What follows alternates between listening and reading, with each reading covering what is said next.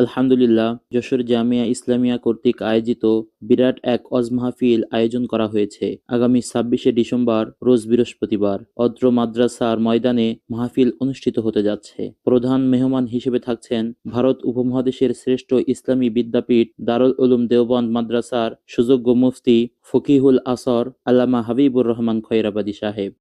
দেওবন্দ মাদ্রাসার সম্মানিত সদরে মুফতি, প্রধান মুফতি আল্লামা মুফতি হাবিবুর রহমান খৈরাবাদী দামাত বরকাতুহুম। तो हसद है, बूद है, कीना है, अदावत है और तकब्बुर है, बड़ाई है और लालच है और दिखावे के लिए, रियाकारी के लिए अमल करना है।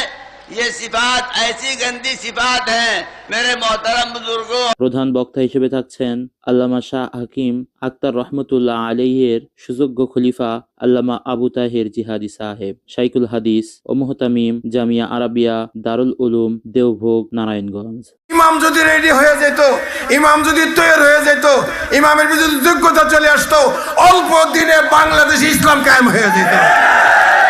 বিশেষ মেহমান হিসেবে থাকছেন মুফতি ফুরকান আহমদ কাসেমি সহ আরো অন্যান্য ওলামা ইকরাম। বিশেষ বক্তা হিসেবে থাকছেন মাওলানা আব্দুল মুকিত সাহেব, মুহতামিম মদিনাতুল উলুম মোহাম্মদিয়া মাদ্রাসা ঝিনাইদহ।